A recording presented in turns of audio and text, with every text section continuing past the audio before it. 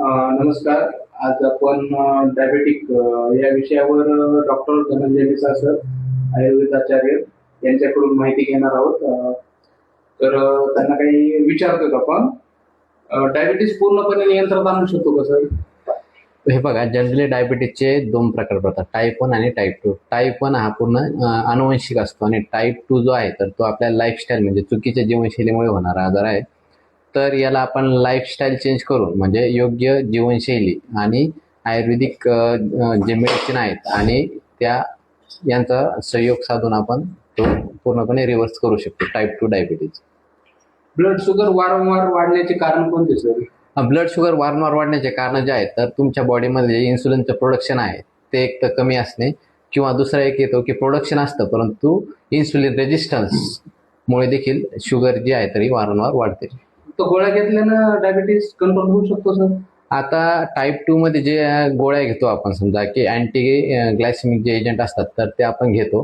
तर त्याच्यामध्ये काय आहे की त्या टॅबलेट चालू असल्यानंतर डायबिटीज बरा होईल असं नाही, तर डायबिटीज फक्त आपण शुगर जी आहे तर ती कंट्रोल ठेवण्यासाठी ते टॅबलेट घेतो.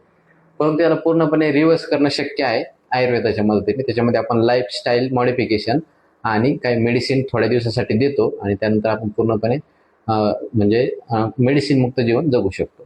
वजन वाढणे आणि डायबिटीज याचा काय संबंध असतो? वजन वाढणे आणि डायबिटीजचा संबंध असा आहे की डायबिटीजमध्ये काय की बरेच जण वारंवार भूक लागणे आणि डायबिटीज हा पचन संस्थेसंदर्भातील आजार असल्यामुळे जो आहार आपण घेतोय तर तो प्रॉपरली न पचल्यामुळे किंवा जे फॅटचं जे ब्रेकडाऊन आहे तर ते प्रॉपरली न झाल्यामुळे वजन वाढतं.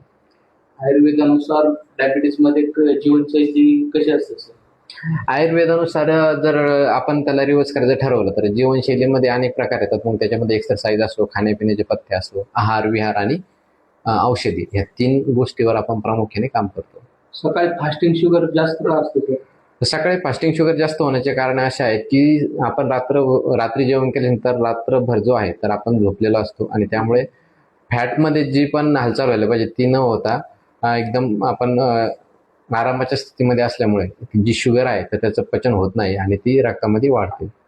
तणाव असतो, तणावामुळे शुगर वाढते सर? हो, नक्कीच. कारण तणाव आणि आपल्या शरीरातील हार्मोनचा जवळचा संबंध आहे आणि हार्मोन डिस्टर्ब झाले म्हणजे इन्सुलिनच्या प्रोडक्शनवर परिणाम होतो आणि त्यामुळे शुगर वाढू शकते. चालण्याचा व्यायाम म्हणतो आपण, किती महत्वाचा डायबिटीस? चालण्यामुळे जे आहे तर आपल्या शरीरातले मसलची हालचाल होते, कारण मसल हालचाल झाले तर त्या शरीरामध्ये असलेलं शुगरचं युटिलायझेशन होतं, ब्रेकडाऊन होतं. त्याच्यामुळे चालणे हा एक त्याच्यासाठी चांगला व्यायाम आहे, परंतु तो किती करावा, कसा करावा हे त्याच्या प्रत्येकाच्या शरीराच्या प्रकृतीच्या आणि विकृतीच्या दृष्टिकोनातून विचार करावा लागतो. डायबिटीज मध्ये आहार पण खूप महत्वाचा असतो. हो. काय असतो सर आहार? कोणता घ्यायला पाहिजे आहार? आहार खूप महत्वाचा आहे, कारण डायबिटीजमध्ये बऱ्याच जणांमध्ये मसल वास्टिंगचे लक्षण दिसतं, म्हणजे मसल ही जी आहे स्नायू वीक होतात. तर त्याच्यामध्ये आपण आहार जो आहे तर जनरली आपण प्रोटीनयुक्त आहार आपण त्यांना सांगतो आणि स्टार्चयुक्त आहार हा कमी करायला सांगतो. झोप कमी झाल्याने शुगर वगैरे काय परिणाम होतो सर? हो, नक्कीच. झोप कमी झाले म्हणजे तुमचे हार्मोन इम्बॅलन्स होणार आहे. इम्बॅलन्स झाले म्हणजे इन्सुलिनच्या प्रोडक्शनवर परिणाम होणार आहे आणि निश्चितच त्याच्यातून शुगर वाढणार आहे. आयुर्वेदिक पद्धतीने शरीराची इन्सुलिन सेन्सिटिव्हिटी सुधारता येते सर? हो, नक्कीच. इन्सुलिन सेन्सिटिव्हिटी म्हणजे काय की तुमच्या शरीराला जे इन्सुलिन लागतंय तर याची शरीराला जाणीव होणं आणि बऱ्याच वेळेस रेजिस्टन्स असल्यामुळे इन्सुलिनचं प्रोडक्शन त्या प्रमाणात होत नाही किंवा शरीराला हे कळतच नाही की आपल्याला इन्सुलिन तयार करायचं आहे. तर ही जी सेन्सिटिव्हिटी आहे तर ही आयुर्वेदिक लाईफस्टाईल बदलून आणि आयुर्वेदिक मेडिसिन आपण पूर्णपणे बरे करू शकतो. आता हल्ली माझ्याकडे बरेच पेशंट येतात ज्याच्यामध्ये आपण डायबिटीज हा पूर्णपणे रिव्हर्स केलेला आहे.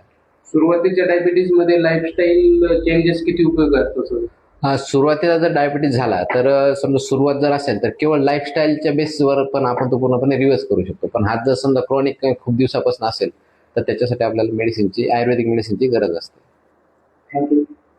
खूप व्यवस्थित महत्वाची माहिती सांगितली, त्याच्याबद्दल धन्यवाद सर. थँक्यू.